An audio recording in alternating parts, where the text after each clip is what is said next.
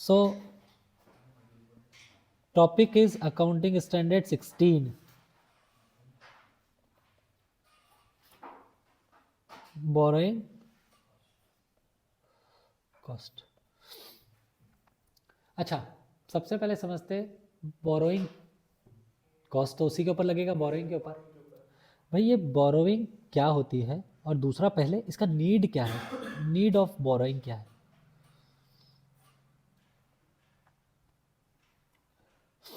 बताओ, enterprise borrowing क्यों करेगी?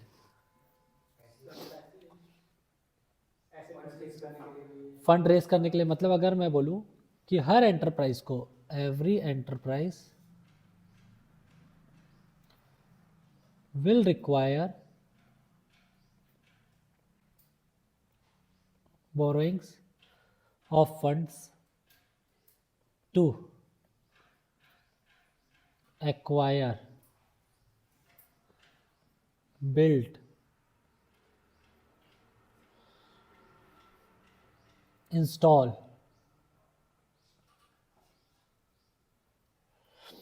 the fixed asset। किसके लिए? जो इस पर्टिकुलर चैप्टर में रिलेटेड रहेगा। कि भाई हम ये मानते हैं कि अगर एंटरप्राइज कुछ पैसा ले रही है तो उसका पर्पस बेसिकली बिजनेस के लिए होगा, और बिजनेस के लिए मतलब या तो वो कुछ खरीदेगी या कुछ बनाएगी, ठीक है। और वो क्या होगा, कुछ क्या है, वो है फिक्स्ड एसेट, ठीक है। उस पे जो ये बोरोइंग करती है, borrowing for the above purpose, या कोई भी पर्पस के लिए, will incur some cost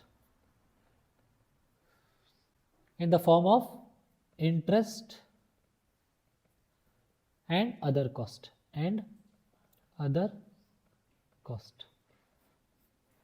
interest तो समझ में आ गया। अदर कॉस्ट में क्या क्या हो जाएगा कि सपोज करो मैं क्या बोरो कर रहा हूँ, तो मैं बोरो कर रहा हूँ 1 करोड़ रुपए 10% पे, लेकिन बैंक ने ये बोला कि भैया कुछ पेपर वर्क्स लगेंगे जिसके हम आपसे डॉक्यूमेंटेशन चार्जेस लेंगे 50,000 रुपये। मैंने कहा ठीक है। फिर उसने बोला कि सर देखो ये सब करेंगे तो एक प्रोसेसिंग चार्ज लगती है, बैंक का रूल है, तो हम प्रोसेसिंग चार्ज भी लेंगे 1 लाख रुपए। मैंने कहा वो भी ठीक है। फिर ये लोग बोलते हैं कि भाई मेरे को जो मेरा लोन करा रहा है वो बोलता है कि सर मैं इतनी मेहनत कर रहा हूँ तो मैं भी आपसे 1 लाख रुपए लूँगा। 1 करोड़ की बोरोइंग पे इंटरेस्ट तो मेरे को देना ही देना है, इसके अलावा में कुछ और खर्चे मेरे को देने पड़े, वो अदर कॉस्ट। वो क्या क्या कॉस्ट हो गए? Commission, processing charges, documentation charges, हो सकता है और एक्स्ट्रा चार्जर, मॉर्गेज चार्ज लग जाए, स्टैम्प चार्जेस लग जाए, कुछ भी एक्स वाई जेड, और जो charges extra apart from interest लगते हैं उसको हम क्या कहते हैं? Other cost. लेकिन क्योंकि वो बोरोइंग पे हो रहे हैं, लोन लेने पे हो रहे हैं, इसीलिए वो बनता है बोरोइंग कॉस्ट। क्लियर? ठीक है। तो बेसिकली ऑब्जेक्टिव क्या है हमारे इस अकाउंटिंग स्टैंडर्ड का? ऑब्जेक्टिव क्या है? तो objective of AS 16 is to prescribe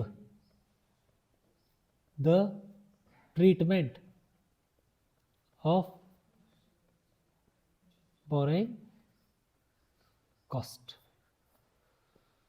basically AS 16 का जो मेन पर्पस है वो ये है कि वो बोरोइंग कॉस्ट का ट्रीटमेंट बताएगा कि कैसे करना है। अब क्वेश्चन वही आता है कि सर ये बोरोइंग कॉस्ट की डेफिनेशन में अगर लिखो, तो बोरोइंग कॉस्ट की अगर डेफिनेशन मुझे लिखनी रहेगी, देन आई विल राइट कि borrowing cost are interest and other cost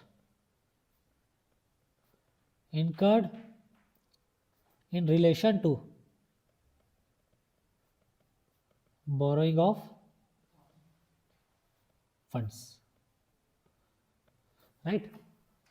borrowing cost, interest and other cost sir आपने एक्सप्लेन कर दिया था, लेकिन वो borrowing in relation to borrowing of fund होना चाहिए। ये खर्चा in relation to borrowing of fund रहेगा, तभी हम उसको बोरोइंग कॉस्ट मानेंगे। अब इसमें क्या क्या आता है? तो इट इंक्लूड्स सबसे पहला interest and commitment charges.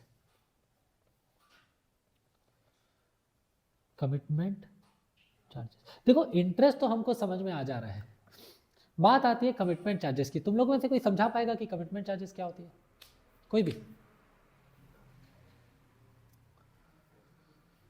Commitment का मतलब क्या होता है? हाँ, कोई गारंटी करे। देखो, जब आप बैंक से लोन लेते हो, जैसे सपोज करो आपने कैश क्रेडिट लिया, कैश क्रेडिट का कंसेप्ट ये रहता है, जब आपको पैसों की ज़रूरत पड़े आप ले लो और आप बाकी अपनी जो रेवेन्यू है उसी अकाउंट में मंगाओ, तो उससे क्या होगा, आपका जो लोन है वो कम हो जाएगा, आपको इंटरेस्ट कम देना पड़ेगा। मतलब यूज़ करो पैसा डालो, यूज़ करो पैसा डालो, ये होता है कैश क्रेडिट। अब सपोज करो मेरे को बैंक ने 1 करोड़ का कैश क्रेडिट दे दिया, पर मैं पैसा उठा ही नहीं रहा हूँ, तो बैंक का यहाँ पे कहीं ना कहीं नुकसान हो रहा है क्या? कैसे?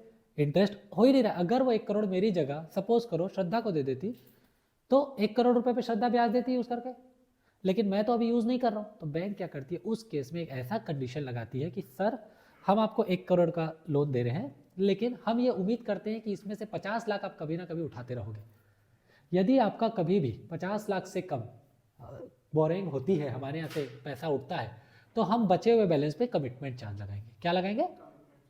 कि भाई हमारा पैसा कहीं ना कहीं से हमको इनकम देता, तो हम वो अपॉर्चुनिटी लॉस को आपसे रिकवर करेंगे। तो ये क्लॉज हमेशा बैंक अपने सैंक्शन लेटर में डालती है, जिसको कहते हैं कमिटमेंट क्लॉज, कमिटमेंट चार्ज।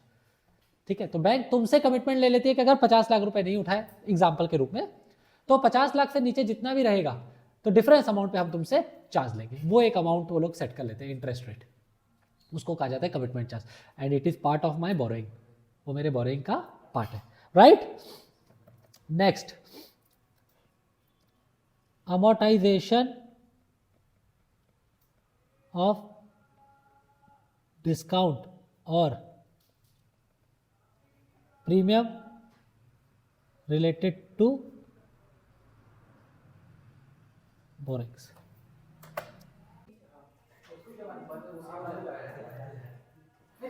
चलो चालू है ना, ठीक है। पॉइंट क्या है? amortization of discount और प्रीमियम रिलेटेड टू बोरिंग्स। इसको समझो। मान लीजिए हम डिबेंचर इशू करते हैं, एक तरह से डिबेंचर लोन होता है। मैंने डिबेंचर 100 रुपये का डिबेंचर अभी आपको 95 में दे दिया, होता है ना, फेस वैल्यू से कम में देते हैं, मतलब हम डिस्काउंट में क्या करते हैं, इशू करते हैं। तो इसको कहते हैं अमोर्टाइजेशन ऑफ डिस्काउंट, कि आपने अभी डिबेंचर को 95 में इशू किया कि वो 5 साल बाद रिडीम होगा फेस वैल्यू पे, तो लिया 95, दूंगा कितना, 100, तो 5 रुपये का जो मैंने डिस्काउंट दिया ना, इसको मैं अमोर्टाइज करता हूँ over the period, it also becomes part of my borrowing cost. फिर से समझो, मैं लोन कितने का ले रहा हूँ, डिबेंचर वापस कब कितना करना है, 100 रुपये, इशू कितने में कर रहा हूँ, 95 में, तो 5 रुपये तो मैं कम में दिया ना, तो that becomes my cost. Clear है? और इसको जो हम डिस्काउंट बोल रहे हैं ना, ये डिस्काउंट, इसको अमोर्टाइज करते हैं ओवर द पीरियड, मतलब 5 साल में मैं इसको खत्म करूंगा। ठीक है, क्लियर? वैसे ही प्रीमियम में भी होता है, 100 रुपये की चीज़ मैंने 105 रुपये में दे दी, तो वो जो अमाउंट एक्स्ट्रा मैं देता हूँ ना, उसको इमीडिएटली रिकॉग्नाइज नहीं करता हूँ, उसको भी मैं धीरे धीरे अमोर्टाइज करता हूँ। तो चाहे डिस्काउंट हो चाहे प्रीमियम हो, लोन के ऊपर या बोरोइंग के ऊपर, उसको हम क्या करेंगे, धीरे धीरे अमोर्टाइज करेंगे। क्लियर? ये पॉइंट क्लियर है? Next, amortisation of ancillary cost incurred in connection to borrowings. ये वही है जो मैंने बताया था, processing charge, legal cost, documentation charges, जो भी लगता है वो बोरिंग से रिलेटेड खर्चे ना। इन खर्चों के बिना हो सकता है बोरिंग हो ही ना, कि सामने वाला बोलेगा ही नहीं मैं सर प्रोसेसिंग फीस के बिना मैं कैसे लोन दे दूं, तो ये मेरे लिए क्या हो गया, एंसिलरी कॉस्ट हो गया। Next, finance charge when asset is acquired under finance lease. Finance charge when asset is acquired under finance lease. क्या होता है, लीज में अगर आप फाइनेंस लीज में लेते हो, मान लो कोई भी एसेट, तो तुम उसका एक बार में पैसा देते हो क्या? नहीं, हम लीज मतलब एक इंस्टॉलमेंट रहती है एक तरह से, और हम उसको पे करते हैं over the due period.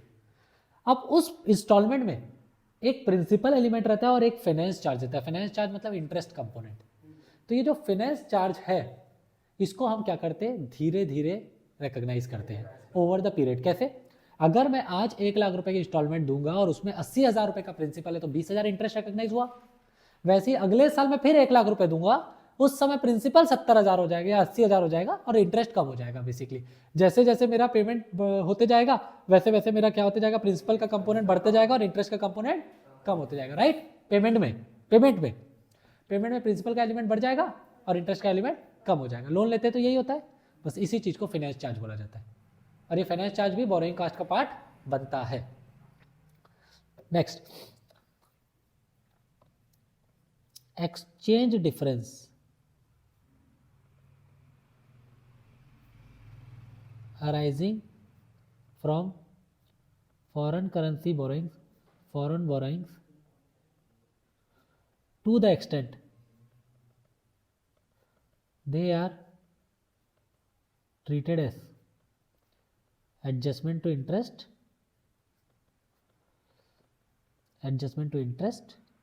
cost। इसका मतलब AS11 पढ़े थे, याद है? एडजस्टमेंट टू इंटरेस्ट कॉस्ट करके टू द एक्सटेंट वाला मैंने एक चीज़ बताई थी। इसमें क्या होता है, जैसे सपोज करो मैंने फॉरेन से एक बोरोइंग की $1,00,000, ठीक है, रेट था 5%। अब 1 साल के बाद मैं उसको अगर पेमेंट करता तो $1,00,000 इंटू 5% मतलब कितना, $5,000, इतना मेरे को इंटरेस्ट देना है। ठीक है, हमने ये बोला कि जब मैंने पैसा लिया था तब रेट चल रहा है 50 रुपये, तो मैंने 50 लाख रुपए लोन लिए। ठीक है, और जब पेमेंट कर इंटरेस्ट का पेमेंट देना है तब रेट हो गया से एग्जांपल 55 रुपीज़, तो मेरे को जो पेमेंट करनी है $5,000 वो 55 रुपीज़ के हिसाब से कन्वर्ट होगी। तो 55 इंटू 5,000 कितना हो गया, 2,75,000, 2,75,000 का पेमेंट मैं कर रहा हूँ। अब बात ये आई कि तुमने जब 50 लाख रुपए लोन लिया था उस समय इंडिया में रेट चल रहा था 8% या 9% ले लेते, 9% में तुमको मिल जाता 50 लाख। तो 50 लाख का अगर 9% में देता तो एट द एंड कितना पैसा देना पड़ता, 4.5 लाख। ठीक है, जब फॉरेन से बोरोइंग की तो सब एक्सचेंज डिफरेंस वगैरह मिला के मेरे को 2,75,000 देना है। ठीक है, इंडिया में बोरोइंग करता तो मेरे को 4.5 लाख देना पड़ रहा है। ठीक है, फॉरेन में 2,75, इंडिया में 4.5 लाख। तो रूल ये कहता है कि आप इंडिया का अमाउंट देखो कितना है, मैंने कहा 4.5 लाख। फिर बोलता है कि देखो फॉरेन का कितना है, मैंने कहा 2,75। बोला कम है ना, बोले हाँ। बोले एक काम करो, इसको पूरा बोरिंग कॉस्ट मान सकते हो। फिर से सुनो, हाँ, वो बोला इंडिया की बोरिंग देखना, बोले ठीक है सर 4,50,000। बोले फॉरेन की देखना, बोले ठीक है सर देख लिया 2,75,000। बोले दोनों को कंपेयर करो, बताओ फॉरेन की कम है कि ज्यादा। बोले सर ये तो कम है इंडिया से। बोले इंडिया से कम है ना, तो पूरी की पूरी बोरिंग कॉस्ट मान लेना। किसको, फॉरेन को। इंडिया का सिर्फ देखने के लिए, कंपेयर करने के लिए। ठीक, तो 2,75 आया, हमने 2,75 को बोरिंग कॉस्ट मान लिया। क्यों, क्योंकि ये to extent adjustment to interest cost बना। अब इसी में केस को थोड़ा पलटते हैं और अब ये बोलते हैं कि भाई इंडिया में 4.5 लाख रुपए लग रहा था, 2,75 का मेरा से इंटरेस्ट लग रहा था फॉरेन में, और ना 2 लाख रुपए का मेरा कुछ करेंसी का एक्सचेंज डिफरेंस या कुछ डॉक्यूमेंटेशन का खर्चा लगा। टोटल मिला के मेरे को फॉरेन में पे करना है 4,75,000। अब देखो इंडिया में अगर लेता तो कितना देता, फॉरेन से मेरा टोटल खर्चा कितना जा रहा है, 4,500। बोले ज्यादा हो गया, बोले हाँ सर ज्यादा हो गया। तो बोले भैया जितना इंडिया का है उतना तुमको हम बोरोइंग कॉस्ट मानेंगे, 4.5। बचे हुए 25 को तुम फॉरेन एक्सचेंज में ले जाओ, AS11। मतलब आप कंसेप्ट समझो, उन्होंने क्या बोला, तुम इंडिया में बोरो करते तो 4,50,000 देना पड़ता, तुमने फॉरेन से बोरोइंग की है तो तुमको 4,75 देना पड़ रहा है। तो भैया हम 4,75 बोरोइंग कॉस्ट नहीं मानेंगे, 4.5 लाख को हम तुम्हारी बोरोइंग कॉस्ट मानेंगे जो इंडिया में लेते तो to the extent to adjustment to interest cost. तो 4.5 लाख रुपए 4,75 में क्या बन जाएगा, बोरोइंग कॉस्ट, AS16। अब बचा कितना, 4,75 में 4.5 तो बोरोइंग कॉस्ट पे चला गया, बचा कितना, ये 25,000 रुपए फॉरेन एक्सचेंज डिफरेंस कहलाएगा एज पर AS11। ठीक है, मतलब 4.5 लाख बोरिंग में चला गया और 25,000 AS11 जो ट्रीटमेंट बोलेगा वैसा होगा।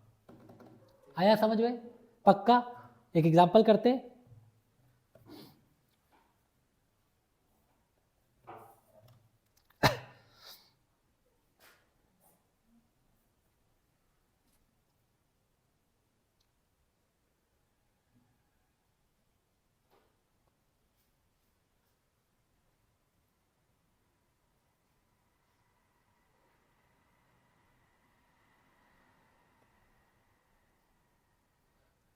चलिए क्वेश्चन दिख रहा है।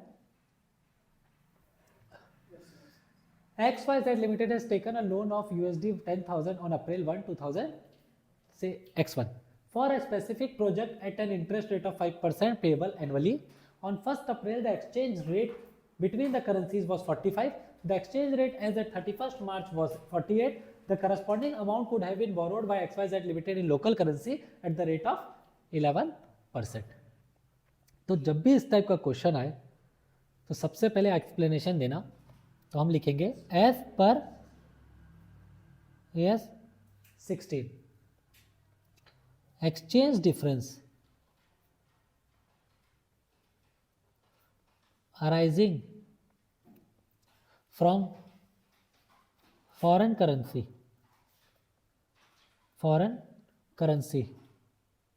should be considered as borrowing cost to the extent they are regarded as adjustment to interest cost। ठीक है, चलो इसके बाद लिखेंगे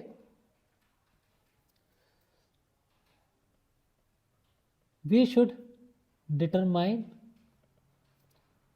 the amount of borrowing cost for the purpose of AS 16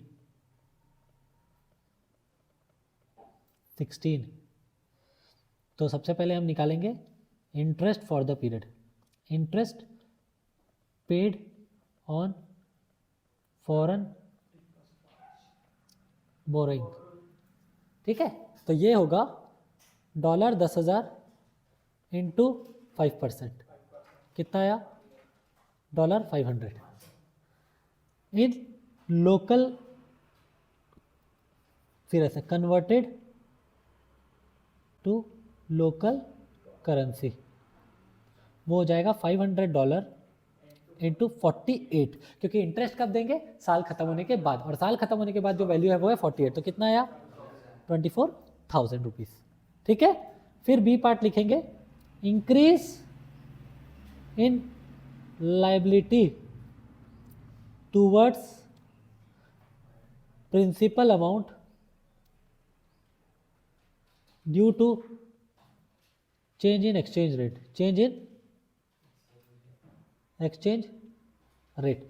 तो मेरा एक्सचेंज रेट 48 से कितना हो गया, 45 से कितना हो गया 48, राइट। और लोन कितना बढ़ गया फिर $10,000 से $3 से बढ़ जाएगा। अगर मान लो कोई तुमसे 31 मार्च को बोले मुझे पैसा लौटा दो, तो तुमने लिया था 4.5 लाख रुपए, देना पड़ेगा 480, तो 30,000 रुपए का एक्सचेंज डिफरेंस आया, तो यहां लिख देना 30,000 रुपए। ठीक है, तो ये हो जाएगा टोटल फॉरेन एक्सचेंज कॉस्ट, जो कि हो गया 54,000। बोरिंग का कॉस्ट जो भी रहेगा वो लिख दे। ठीक है, फिर हम सी निकालेंगे interest amount if borrowed locally. ठीक है, तो ये हो जाएगा, पहले तो मैंने कितना लिया 10,000 लिया, इंटू 45 रुपए के हिसाब से मिलता, इंटू 11%, तो कितना आ रहा है ये करो, तो ये आ गया 49,500। ठीक है, चलो अब इसमें हम बताएंगे कि difference in interest on local borrowing and foreign currency boring. अभी हम इंटरेस्ट का डिफरेंस लेंगे। ठीक है, दैट इज 49,500 माइनस 24,000, कितना आया 25,500। ठीक है, therefore out of 30,000 that is increase in liability principal liability due to, exchange difference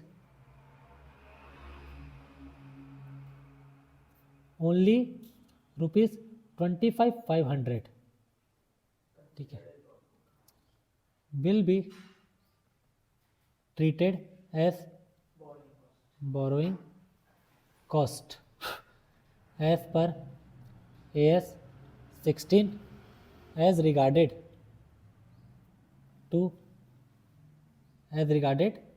as adjustment to interest cost. Balance of ₹4,500 will be treated as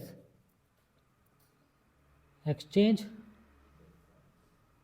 difference as per AS 11. समझे?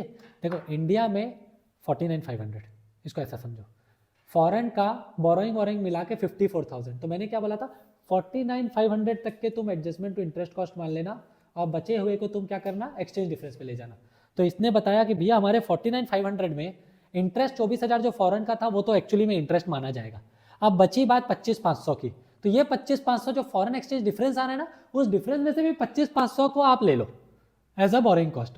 बचा 4,500 आपका क्या बन जाएगा, वो बन जाएगा exchange difference as per AS 11। ठीक है, मतलब जितना भी इंडियन रूपी में आप बोरिंग करते उतने तक के सारे खर्चों को आप बोरिंग कॉस्ट मान सकते हो, उससे ऊपर कोई भी खर्चा जाएगा वो AS 11 में चला जाएगा एज एक्सचेंज डिफरेंस। क्लियर है? कंसेप्ट में कोई डाउट? पक्का? आगे बढ़े हम लोग। चलिए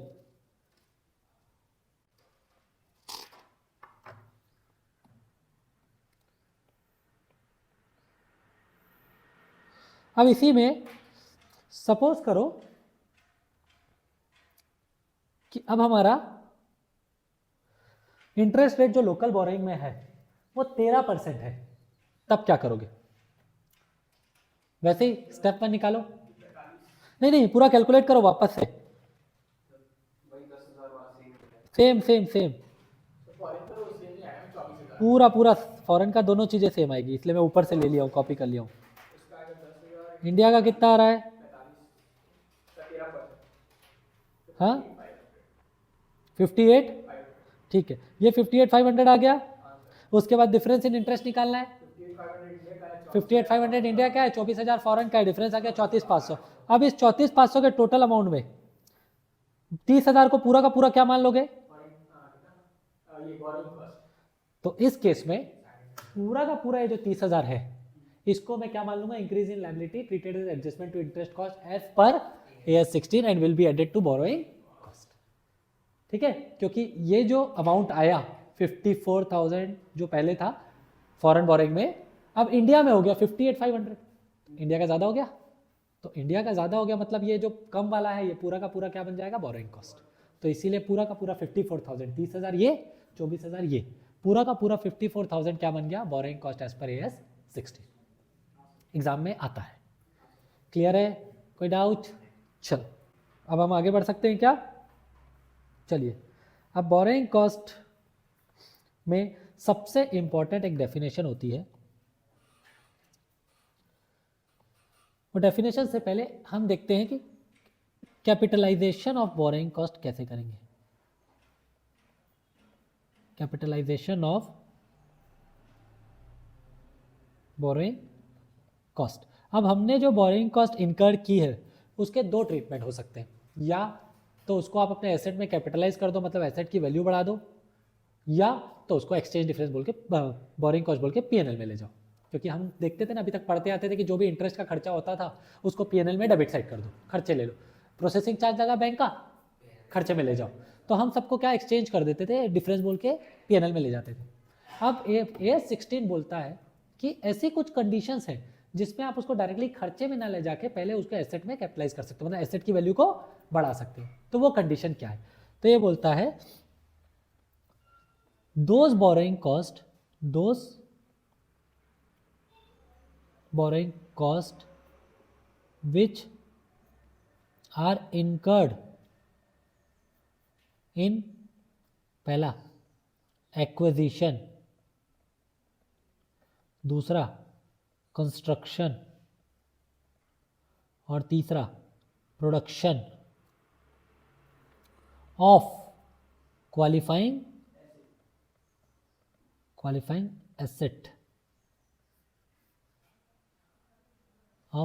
asset are eligible for capitalisation. ठीक है सर, हम पढ़ रहे हैं कैपिटलाइजेशन ऑफ बोरोइंग कॉस्ट, मतलब हम बोरोइंग कॉस्ट को कब एसेट की वैल्यू में जोड़ेंगे। तो इसने मुझे 3 कंडीशन दे दी, बोली कि ऐसे सारे खर्चे जो कि आपने एक्विजिशन, कंस्ट्रक्शन और प्रोडक्शन के लिए किया है, किसका, क्वालिफाइंग एसेट का, वो आपके कैपिटलाइजेशन के लिए एलिजिबल है।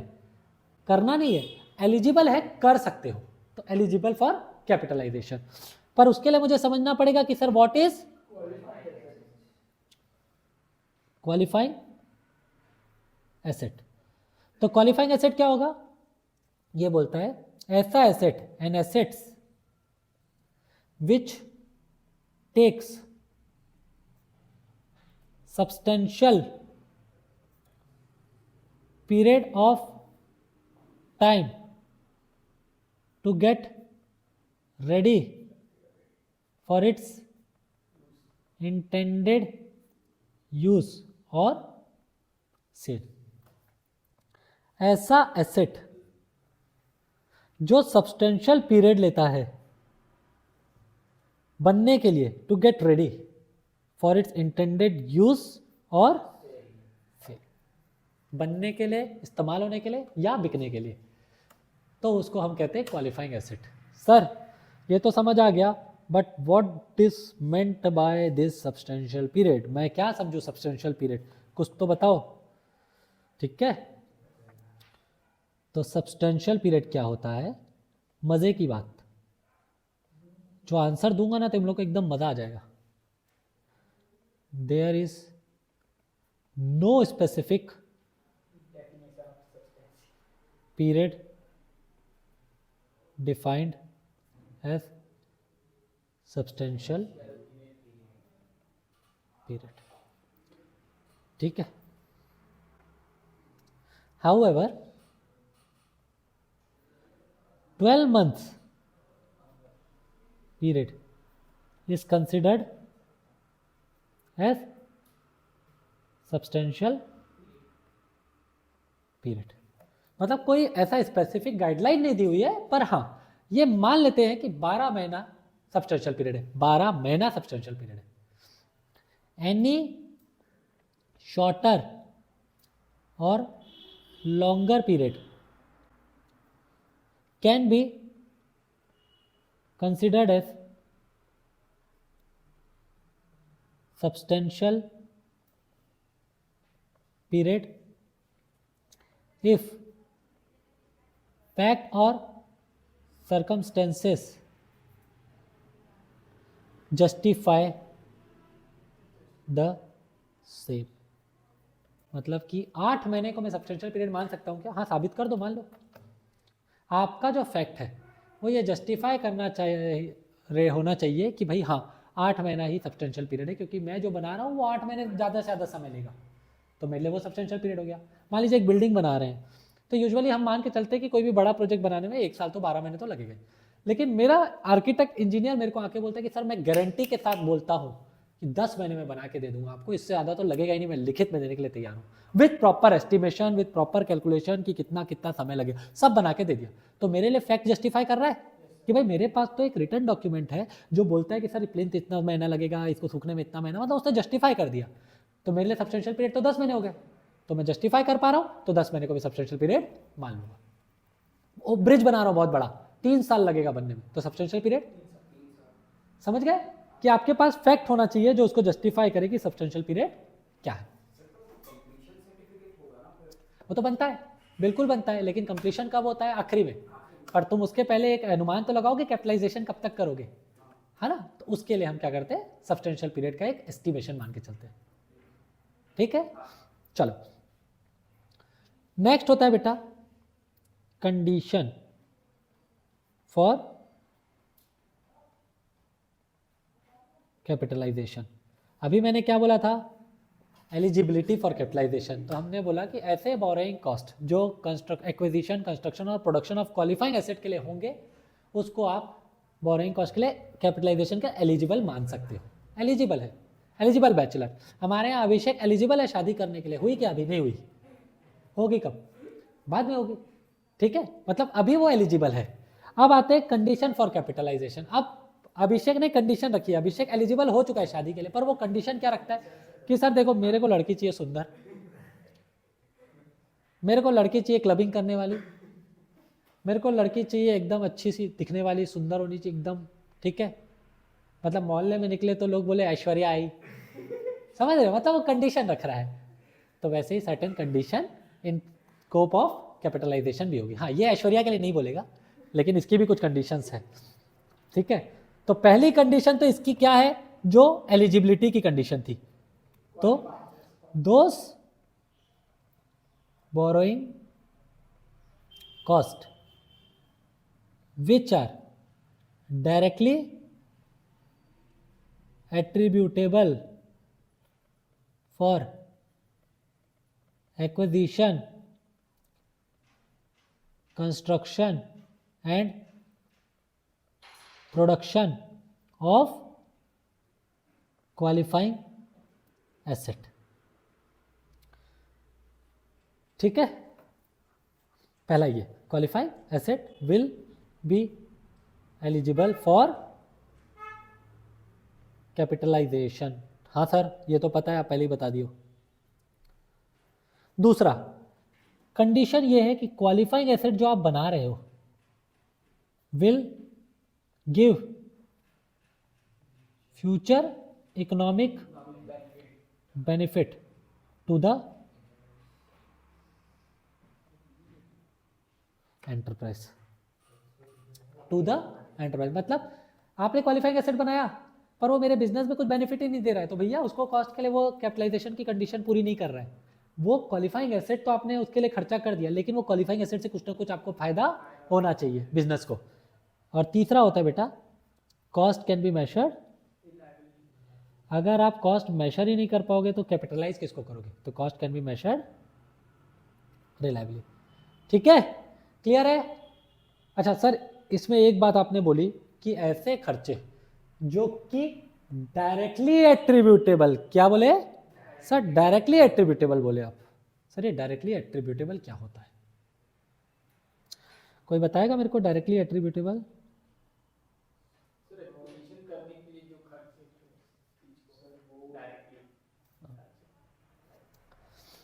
तो इसको ऐसा समझो, डायरेक्टली एट्रीब्यूटेबल कॉस्ट का मतलब होता है those cost which can be avoided if the expenditure on qualifying asset has not been, मतलब अगर आपने वो क्वालिफाइंग एसेट को बनाया ही नहीं होता तो आपके खर्चे भी नहीं हुए रहते, तो उसको डायरेक्टली एट्रीब्यूटेबल बोलते हैं। फॉर एग्जांपल अभिषेक की गर्लफ्रेंड है जिसको वो डेली एक कैफे ले जाता है और उसके ऊपर 200 रुपये का खर्चा करता है डेली। अब अगर अभिषेक ने गर्लफ्रेंड बनाई नहीं रहती तो उसके 200 रुपये डेली के बच जाते, तो ये 200 रुपये जो है वो डायरेक्टली एट्रीब्यूटेबल कॉस्ट हो गया उसकी गर्लफ्रेंड का। सिंपल एग्जांपल समझे कि नहीं डायरेक्टली एट्रीब्यूटेबल का, कि ऐसे खर्चे जिसको आप अवॉइड कर सकते हो अगर आप वो काम नहीं करते तो। क्लियर? तो मुझे एक बात बताओ, एलिजिबिलिटी अगर पूछेगा तो हम क्या बोलेंगे? Those cost which are incurred for acquisition, construction and production of a qualifying asset are eligible for capitalisation. Yes. Condition पूछेगा तो हम क्या बोलेंगे? Those cost which are directly attributable for construction, acquisition and production of a qualifying asset are eligible for capitalisation. पहला point. दूसरा point, the qualifying asset should give future economic benefit to the enterprise. तीसरा point, cost can be measured reliable. अगर ये तीनों condition पूरी हो रही है तो आप क्या करोगे? आप इसको कैपिटलाइज कर सकते हो, मतलब ये कंडीशन पूरी होनी चाहिए फॉर कैपिटलाइजेशन। क्लियर? कोई डाउट? ठीक।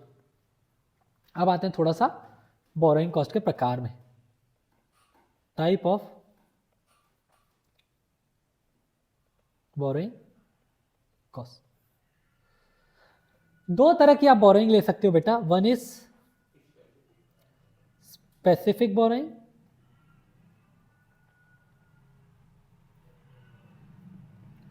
and other is general borrowing, general borrowing। ठीक है, यहां पे ऐसा बोलो, fund borrowed to acquire specific asset. Example के लिए आप किसी पर्टिकुलर एसेट के लिए फंड बोरो कर रहे हो, ठीक है। General boring, funds borrowed that can be used for more than one purpose। ठीक है, मतलब कि मान लो मैंने एक लोन लिया 10 लाख रुपए का और उससे स्पेसिफिकली मैंने एक प्लांट एंड मशीनरी खरीदी। तो इस प्लांट एंड मशीनरी में मैंने कितने का लोन लिया, किसके लिए लिया, तुम स्पेसिफाई कर पा रहे हो ना कि प्लांट एंड मशीनरी स्पेसिफिकली, तो दैट इज स्पेसिफिक बोरिंग। अब मैंने क्या किया, एक बैंक से 10 लाख रुपए का लोन लिया, एक बैंक से 15 लाख का लोन लिया, एक बैंक से 8 लाख का लोन लिया, 3 बैंक से पैसा इकट्ठा करके रखा। इधर मैं एक बिल्डिंग बना रहा हूँ और एक प्लांट बना रहा हूँ। अब कुछ खर्चा मैं बिल्डिंग में कर रहा हूँ इन्हीं पैसों में से, मतलब मैंने क्या किया, वो पैसे इकट्ठे किए, एक जगह पे एक बढ़िया सा तिजोरी बनाई, उस पर डाल दिया। अब ये आता है 1 लाख रुपए मांगने, तिजोरी से निकाला दे दिया, वो आया 50,000 मांगने, तिजोरी से निकाला दे दिया। मतलब मुझे ये पता ही नहीं कि मैं जनरली किसमें से किसका पैसा उठा के दे रहा हूँ।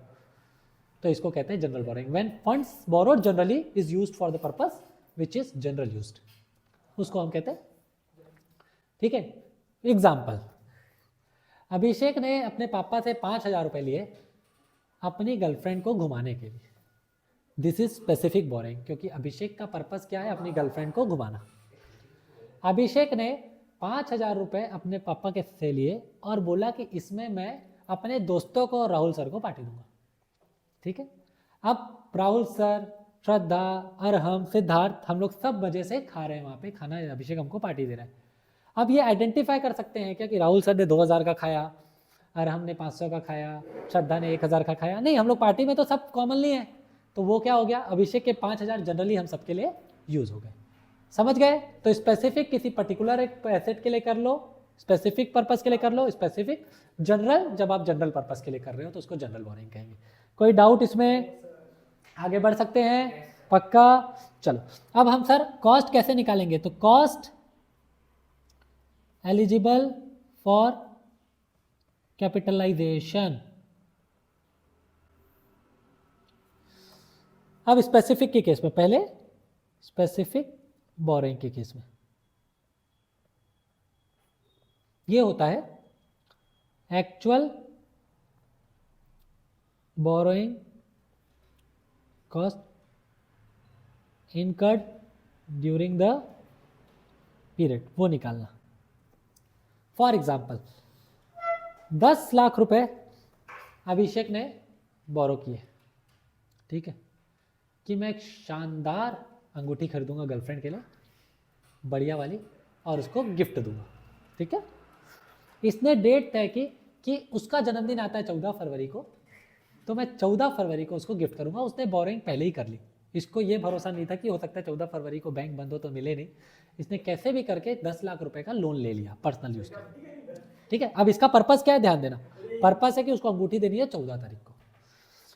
तो इसने 10 लाख रुपए पे सपोज करो 10% पे इंटरेस्ट लिया है, और आज हम दिसंबर मान लेते हैं, तो दिसंबर, जनवरी और 14 फरवरी तक का टाइम, तो हम मान लेते हैं चलो 2.5 महीना, 2.5 महीने का इंटरेस्ट लगेगा, इसको देना रहेगा, ठीक है। अभी हम सिर्फ 2.5 महीने तक का इंटरेस्ट निकाल रहे हैं, पैसा नहीं लौटा रहे। कितना? 20,833 रुपए।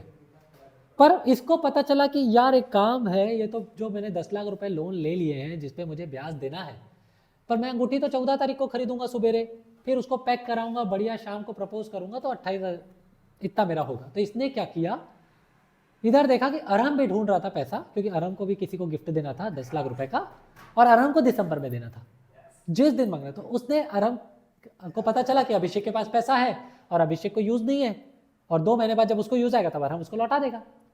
तो अरहम ने क्या किया, अभिषेक से टेम्पररी ले लिया। क्या ले लिया?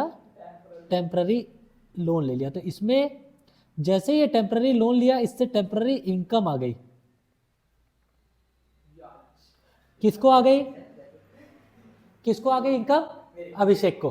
अब अभिषेक भाई 10% में लिया है, लेकिन अरहम बहुत चालाक है, वो अभिषेक की मजबूरी का फायदा उठा रहा है। बोलता है कि यार देख 10% में तू लिया है, तेरा तो पूरा नुकसान है, अगर तू नहीं तो पूरा 20,000 इंटरेस्ट देना पड़ेगा, तो एक काम कर मेरे को 6% में दे दे, मैं 6% से ज़्यादा में नहीं लूँगा। अब अभिषेक बोला यार चलो 6% तो बचेगा, दे देता हूँ। तो उसने क्या किया, 10 लाख का 10%, 10 नहीं सॉरी 6%, 2.5 महीने के लिए किसको लोन पे दे दिया, इनकम दे दिया उसको, अरहम को। अब अरहम ने उसको कितना पैसा लौटाया, इतना पैसा अरहम इंटरेस्ट के साथ उसको वापस करेगा।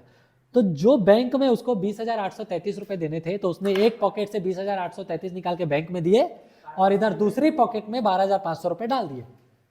ठीक है। और उसने देखा तो बोला कि भाई मेरी जेब से तो अल्टीमेटली खर्चा कितना हो गया, कितना, 8,333। तो ये जो है ये आ जाएगा इंटरेस्ट ऑन स्पेसिफिक बोरोइंग। समझ गए, मतलब अगर हम किसी पर्टिकुलर चीज के लिए लोन लेते हैं, किसी पर्टिकुलर चीज के लिए लोन लेते हैं, और अगर वो लोन का पैसा अगर हम कहीं और पे इस्तेमाल कर लेते हैं, उससे कुछ हमको टेम्पररी इनकम जनरेट हो जाती है, तो वो आपके बोरोइंग कॉस्ट में से कम हो जाएगी। क्लियर, पक्का, आपको क्लियर है मैडम? चलो आगे बढ़े। चलो अब आते हैं, नेक्स्ट हमारा केस है जनरल बोरोइंग का। कौन सा, जनरल। अच्छा, इसमें क्या होता है, amount of borrowing cost capitalized should be determined by applying capitalization rate, capitalization rate.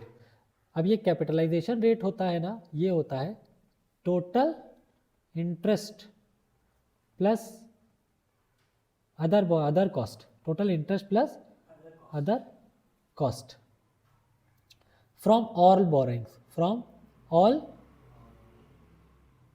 borrowings divided by total of all borrowings, total of all borrowings।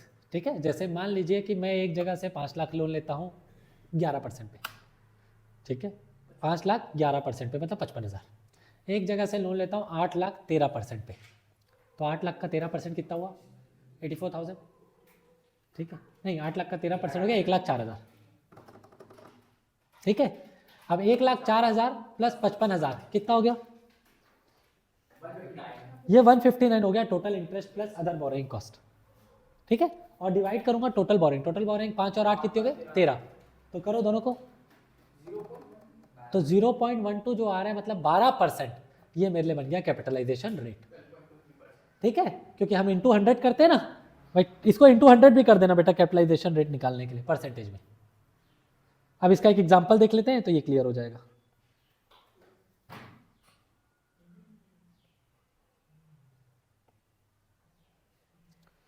देखो, A borrowed rupees 10 lakh from State Bank of India at the rate 10% per annum and 8 lakh from PNB Limited at 12% per annum. Find capitalization rate। तो मैंने क्या किया, मैंने लिखा दो loan, फिर मैंने 1 लाख 10 लाख और 8 लाख 18 लाख, रेट था 10% 12%, इंटरेस्ट निकाला 1,96,000, टोटल किया 196 डिवाइडेड बाय 1,18,000 किया, इंटू 100 किया तो 10.88%, ये आ गया मेरा कैपिटलाइजेशन रेट। तो जो भी हमारा जनरल बोरिंग होती है वो किस में कैपिटलाइज होती है, कैपिटलाइजेशन रेट में। ठीक है ना, पक्का, कोई डाउट? चलो अब इसमें एक इंपॉर्टेंट नोट लिख लेना, नोट ध्यान रखना बेटा। नोट ये है कि amount of borrowing cost capitalized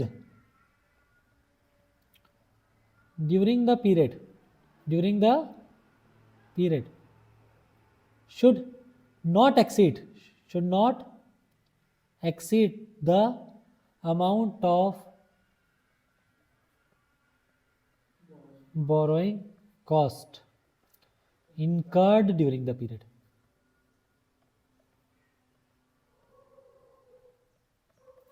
आपका बोरोइंग कॉस्ट एक साल में मान लीजिए 1,80,000 होता है, ठीक है, और सब खर्चा वर्चा मिला के, ऐसे कुछ खर्चे होते हैं जिसको आप कैपिटलाइज नहीं कर सकते, वो खर्चा वर्चा मिला के 2,30,000 रुपये दिखाता है। तो भाई मैं तो 1,80 ही एलिजिबल हूँ कैपिटलाइजेशन करने के लिए, बात समझे। तो borrowing cost eligible for capitalization सिर्फ उतना ही होगा जितना एक्चुअली में इनकर्ड होगा। क्लियर?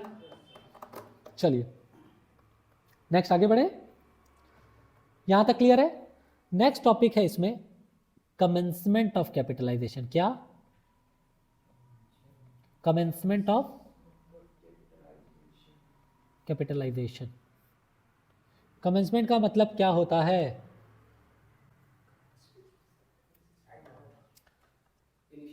इनिशिएट करना, स्टार्ट करना। हमने सीए का कोर्स स्टार्ट किया तो हमने कमेंस किया ना, शुरू किया ना उसको करना। तो कमेंसमेंट का मतलब कैपिटलाइजेशन कब से शुरू होगा, किस दिन से। तो उसके लिए हमें ना 3 कंडीशन पूरी करनी होती है। 3 कंडीशंस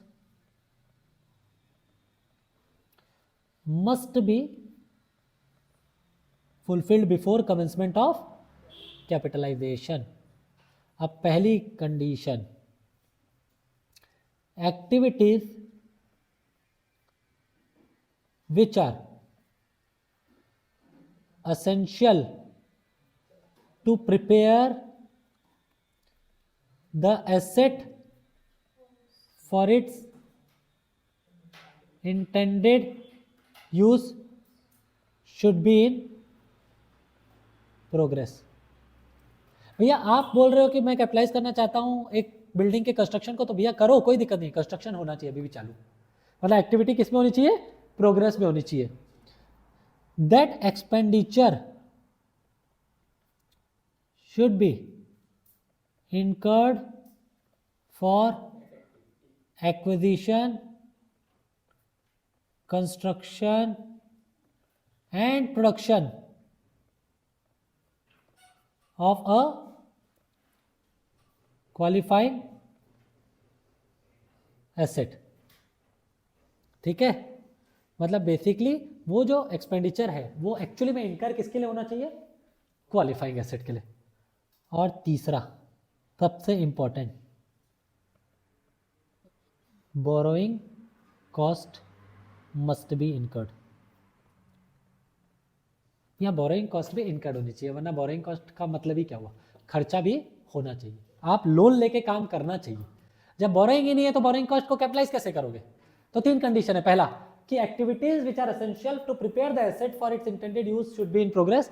ये एसेट कौन सा है? तो एसेट है कि क्वालिफाइंग एसेट, उसके लिए एक्सपेंडिचर है वो इनकर होना चाहिए for construction acquisition of a qualifying asset. और तीसरा बोलता है borrowing cost must be incurred, borrowing cost भी उसमें इनकर्ड होनी चाहिए। अगर बोरोइंग कॉस्ट ही नहीं है तो फिर तुम कैपिटलाइज किसको करोगे? क्लियर है? तो ये अगर तीनों कंडीशन पूरी होती है तो आप अपने कैपिटलाइजेशन को शुरू कर सकते हो। ठीक है, इसी के बाद आप शुरू कर दिए तो कुछ दिक्कतें भी आएंगी तो उस समय क्या करोगे? सस्पेंशन। तो ये कहता है कि कब हम बोरोइंग कॉस्ट को सस्पेंड कर सकते हैं, ये बताओ। तो capitalisation of borrowing cost should be suspended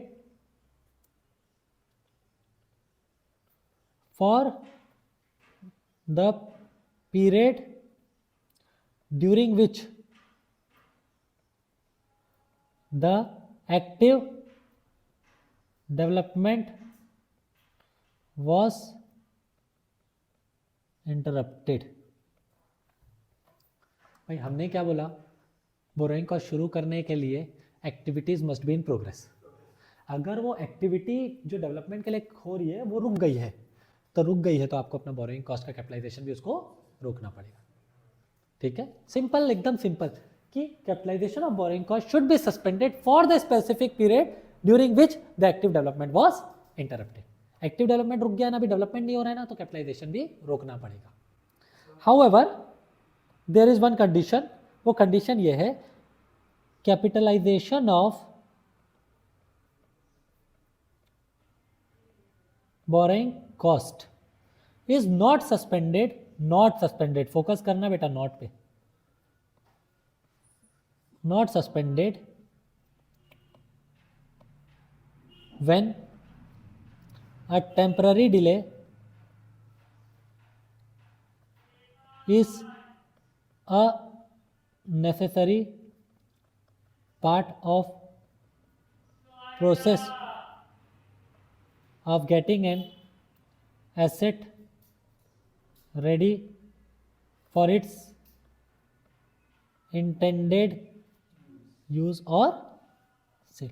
अगर मेरा वो एक्टिव डेवलपमेंट जो इंटरप्शन है वो ज़रूरी है, उसके बिना मेरा एसेट कंप्लीट नहीं हो पाएगा, तो उस समय रोकने की ज़रूरत नहीं है। फॉर एग्जांपल, जब हम घर बनाते हैं तो आप नोट किए होंगे कि जब ढलाई होती है तो ढलाई होने के पहले वो कुछ बहुत टाइम तक के लकड़ियाँ ऐसे रख के जाता है, सेंटरिंग करके जाता है, और उस सेंटरिंग में वो ऊपर से ढलाई करने के बाद 20-25 दिन वो कुछ काम नहीं करते, बोलते हैं इसको होने दो सेट। फिर वो सेंटरिंग वाला आता है, सेंटरिंग निकालता है, तब जाके वो हम उसके ऊपर आगे का काम कर सकते हैं। ये तो जब हमारी छोटी सी एक घर बनती है तो हम 15 दिन छोड़ते हैं। अब वही उम्मीद करो कि बड़ी बिल्डिंग बनने वाली होगी जिसके 50 माले होंगे, तो उसके बेस को कितना स्ट्रॉन्ग करना पड़ता होगा, तो उस बेस को लोग कम से कम हो सकता है 1 महीना 2 महीने तक के बना के छोड़ दें। तो 2 महीने तक के अगर काम नहीं हो रहा तो एक्टिव डेवलपमेंट इंटरप्ट हुआ ना, लेकिन उसके बिना भी मेरा आगे काम हो पाएगा क्या? नहीं हो पाएगा। तो वो एक्टिव डेवलपमेंट मेरे लिए बहुत इंपॉर्टेंट हो गया। तो जहां पे वो नेसेसरी पार्ट हो जाता है वहां पे आप कैपिटलाइजेशन रोकने की जरूरत नहीं है, उसको कंटिन्यू रखो। क्लियर? हाँ, नहीं, उस पीरियड के लिए हमको कैंसिल करना पड़ेगा। मान लो कि मैं एक बिल्डिंग बना रहा हूँ बहुत बड़ी वाली, मैंने अभिषेक को ये काम दिया था कि भैया ये बिल्डिंग को बनाना। अब मेरे और अभिषेक के बीच में कुछ आर्ग्यूमेंट्स हो गए, अब अभिषेक ने वो काम छोड़ दिया, बोले मैं नहीं करूँगा। अब मैं नया बंदा ढूंढ रहा हूँ, नया बंदा ढूंढते ढूंढते 2 महीना हो गया, 3 महीना हो गया, 4 महीना हो गया, 4 महीने में कोई काम हो नहीं रहा है, तो इट वॉज अवॉइडेबल ना। ये कोई नेसेसरी पार्ट है क्या कि अभिषेक को भगाना नेसेसरी पार्ट तो था नहीं, तो it was not a necessary part उस पीरियड में। ठीक है, आपको टेम्पररी डिले मानना पड़ेगा और उस समय आपको सस्पेंड करना पड़ेगा आपका कैपिटलाइजेशन। क्लियर है? हाँ सर, मैं कैसे पता करूँगा? बेटा जजमेंट, फैक्ट, सर्कमस्टेंसेस, एविडेंस, इसके बेसिस में आप डिसाइड करोगे कि भैया ये सस्पेंशन मेरे टेम्पररी डिले का पार्ट है कि नहीं, मतलब वो मेरे इंटरप्शन मेरे लिए ज़रूरी है कि नहीं। ज़रूरी है कैपिटलाइजेशन चलने दो, ज़रूरी नहीं है कैपिटलाइजेशन रोक दो उस पर्टिकुलर पीरियड के लिए। क्लियर? आगे बढ़ सकता हूँ? पक्का? अब देखो हमने क्या किया, कैपिटलाइजेशन शुरू भी कर दिया, फिर हमने क्या किया, कैपिटलाइजेशन को बीच में थोड़े रोक भी दिया, और लास्ट होता है बेटा सीसेशन ऑफ कैपिटलाइजेशन, मतलब कैपिटलाइजेशन को खत्म करना, बंद करना। Cessation of capitalisation of borrowing cost, capitalisation of borrowing cost. तो ये बोलता है capitalisation of borrowing cost should cease when substantially all activities necessary to prepare the qualifying asset are completed। ठीक है, मतलब सारी एक्टिविटीज जो उसके इंटेंडेड यूज और सेल के लिए होने वाली थी वो सारी की सारी एक्टिविटी कंप्लीट हो चुकी है। तो जब काम खत्म हो गया तो उस केस में पुट टू यूज में आ गया। पुट टू यूज में आ जाते हैं तो हम वैसे भी बोलते हैं कि कैपिटलाइजेशन उस समय क्या हो जाती है, बंद हो जाती है। क्लियर है? क्या बोला है? Capitalisation of borrowing cost should cease when substantially all activity necessary to prepare the qualifying asset, यहां पे वो भी लाइन लिख सकते हो, for its intended use or sale are completed। ठीक है, it means all activities which are essential for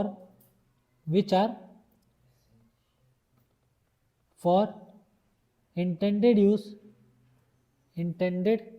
use or sale of qualifying asset should be completed। ठीक है, चलो अब इसमें सर एक प्रॉब्लम कहाँ आ सकती है, प्रॉब्लम मत बोलो, एक सर्कमस्टेंस आ सकता है कि मेरी एक्टिविटी फेस वाइज कंप्लीट होती है। 3 मंजिला बिल्डिंग बना रहा हूँ, 1 मंजिला बन गया तो उसको काम पे लगा दिया, फिर दूसरा मंजिल बना रहा हूँ, फिर दूसरा मंजिल बन गया तो तीसरा बनाने से पहले उसको काम पे लगा दिया, रेंट पे दे दिया, मतलब मेरा काम शुरू हो गया। तो जब एक्टिविटीज फेज वाइज होती है ना, तो उस केस में हम क्या करते हैं, when construction of qualifying asset is carried on parts or faces and each part slash face can be independently used and all relevant activities necessary for its intended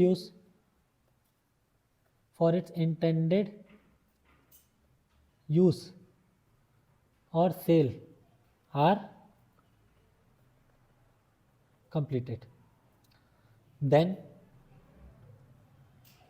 capitalization of such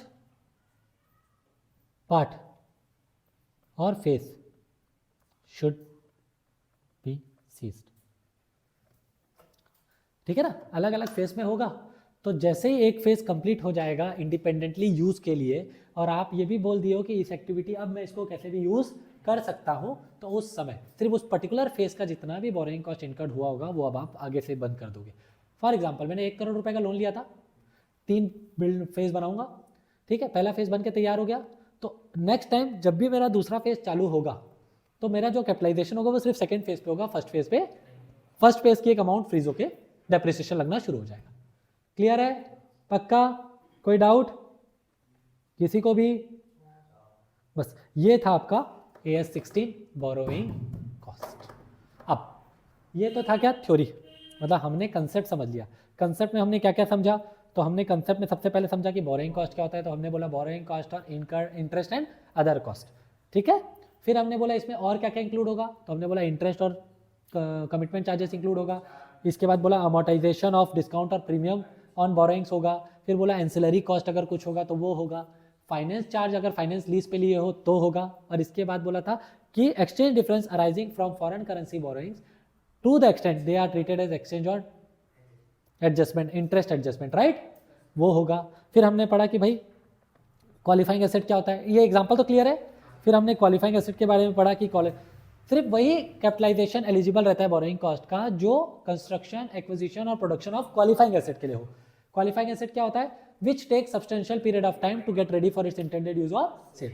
substantial period of time क्या होता है, तो usually कोई period को substantial period define नहीं किया गया है, बट 12 महीने को हम सब्सटेंशियल पीरियड मानते हैं। उससे कम या उससे ज्यादा को अगर हमको सब्सटेंशियल पीरियड मानना है तो हमारे पास फैक्ट और सर्कमस्टेंसेस होने चाहिए जो उसको जस्टिफाई करेंगे, ठीक है। फिर इसमें आ जाता है कि कैपिटलाइजेशन की कंडीशन क्या क्या होती है, तो हमने बोला 3 कंडीशन होती है भाई। पहला कि borrowing cost which are directly attributable for acquisition, construction और production of a qualifying asset should be will eligible for capitalization। दूसरा, qualifying asset will give future economic benefit to the enterprise। ये सबसे important है, अगर future economic benefit नहीं मिलेगा तो फिर कैपिटलाइजेशन क्यों करोगे। तीसरा, कॉस्ट पता रहना चाहिए, अगर कॉस्ट ही नहीं पता है तो कैपिटलाइज करोगे क्या, ठीक है। फिर डायरेक्टली एट्रिब्यूटेबल का मतलब समझे थे, डायरेक्टली एट्रिब्यूटेबल का मतलब क्या होता है, which can be avoided if those cost which should not have been incurred for qualifying asset. Example भी दिए थे, 200 रुपए खर्चा करता है अपनी गर्लफ्रेंड पे डेली, क्लियर। चलो, फिर आया था कि बोरोइंग कॉस्ट के कितने प्रकार होते हैं, तो हमारे 2 प्रकार होते हैं, एक स्पेसिफिक और एक स्पेसिफिक। मतलब एक पर्टिकुलर आपको पता है आपने ये पैसा किसके लिए लिया है तो वो स्पेसिफिक। जब आपको पता नहीं है पैसा किसके लिए लिया है और आप जनरल पर्पस के लिए यूज कर रहे हो तो जनरल बोरोइंग्स। स्पेसिफिक बोरोइंग का कैपिटलाइजेशन कैसे करते हैं, तो हम उसमें पहले इंटरेस्ट निकालते हैं, उसमें से अगर कोई टेम्पररी इनकम आ जाती है उस अमाउंट से तो उसको माइनस करके स्पेसिफिक इनकम वो बोरोइंग कॉस्ट बनाते हैं। जनरल को कैपिटलाइज करने के लिए हम कैपिटलाइजेशन रेट निकालते हैं। कैपिटलाइजेशन रेट कैसे निकलता है, तो total interest from total borrowing cost from all loans all borrowings divided by total borrowings, clear. फिर इसका हमने 1-2 एग्जांपल देख लिया। इसके बाद आया था कमेंसमेंट की कैपिटलाइजेशन को कब शुरू करेंगे, तो हमने बोला 3 कंडीशन है भैया। पहली कंडीशन क्या थी कि एक्टिविटीज जो नेसेसरी है वो प्रोग्रेस में होनी चाहिए, दूसरा वो एक्टिविटीज क्वालिफाइंग एसेट के लिए होनी चाहिए, और तीसरा बोरोइंग कॉस्ट इनकर्ड होनी चाहिए। पहला एक्टिविटीज प्रोग्रेस में होनी चाहिए, दूसरा क्वालिफाइंग एसेट के लिए होनी चाहिए वो, और तीसरा बोरोइंग कॉस्ट इनकर्ड होना चाहिए, ठीक है सर, हो गया ये भी। फिर हमने बोला भैया कैपिटलाइजेशन को सस्पेंड कब करोगे, तो ये बोला कि अगर टेम्पररी डिले हो रहा है, मेरा कंस्ट्रक्शन एक्टिविटीज रुक रही है बीच में, तो सस्पेंड करो। लेकिन अगर वो टेम्पररी डिले नेसेसरी पार्ट है तो उसको सस्पेंड करने की जरूरत नहीं है। फिर लास्ट आया कि भैया बंद करना है, अब तो सीसेशन करना है कैपिटलाइजेशन। तो बात है कि भैया जब मेरी एक्टिविटीज शुरू हो रही थी तो आप कैपिटलाइजेशन शुरू कर रहे थे, एक्टिविटीज बीच में रुक रही थी तो आप सस्पेंड कर रहे थे, अब एक्टिविटीज खत्म हो जाएगी तो बंद कर दो। शुरू करना, रोकना, खत्म करना, खत्म कर हो गई एक्टिविटीज तो सीधे सीधे क्या कर देंगे उसको, सीजेशन ऑफ कैपिटलाइजेशन। अगर मेरा जो कंस्ट्रक्शन ऑफ फिक्स्ड एसेट है वो फेसेस में होता है और अगर एक फेस खत्म होने के बाद वो इंडिपेंडेंटली यूज किया जा सकता है तो उस फेस का जैसे ही काम खत्म होगा आप उसका कैपिटलाइजेशन रोक दोगे, बाकी फेसेस का चलता रहेगा। तो this work cessation of capitalisation. और ये पूरे का डिस्क्लोजर देना रहता है। डिस्क्लोजर में हम क्या क्या बताते हैं कि भैया कितना लोन लिए, लॉन्ग टर्म कितना, शॉर्ट टर्म कितना, कैपिटलाइजेशन क्वालिफाइंग एसेट क्या था, सब्सटेंशियल पीरियड क्या माने हैं, ठीक है, कितना कैपिटलाइजेशन हुआ, बोरिंग कॉस्ट कितना हुआ, स्पेसिफिक बोरिंग कितनी है, जनरल बोरिंग कितनी है, जितना भी पढ़े हो सब बताते हैं। That is your disclosure. Clear? तो ये 16 क्या थ्योरी क्लियर हुआ? परफेक्ट। कल हम लोग इसके प्रैक्टिकल्स करेंगे तो ये टॉपिक को क्लोज करेंगे, ठीक है ना? चलो।